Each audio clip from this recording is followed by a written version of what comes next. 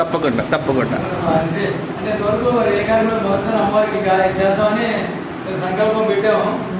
So మరి దానికి మరి అది అమ్మవారు ఎలా కనిపిస్తుందో చూడాలి. మరి అమ్మవారి ఎప్పుడు వచ్చినట్టే ఈరోజు వచ్చానమాట. చాలా సంతోషం అనిపించింది. ఇక్కడ పంతులు గారు ఉన్నారు, పూజ చేస్తున్నారు. ఎప్పుడు సింగిల్గా ఉంటుందని చెప్పాను కదా ముందు 2 వీడియోల్లోని. ఇవి మటుకు చాలా బాగుంది. అమ్మకి అట్లీస్ట్ పూజలు అందుతున్నాయి ఎవ్రీడే. మీ పేరండి? శేఖర్ అండి. చాలా సంతోషం అండి. మీరు రోజు వస్తున్నారట కదా, చాలా మంచిది.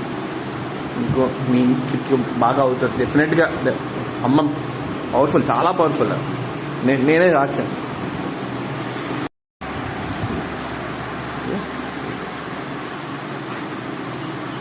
చక్కగా గుడిని మంచిగా నీట్గా ఉందండి, చాలా బాగుంది. ఇప్పుడు అందరూ చూస్తున్నారు కొంతమంది వచ్చి. సో సంతోషం అనిపించింది. ఇప్పుడు గుడి పంతులు గారు వచ్చారు ఈ గుడికి.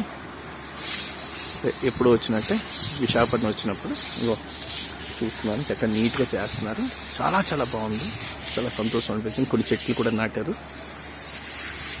అది జై బొబ్బేలమ్మ, జై.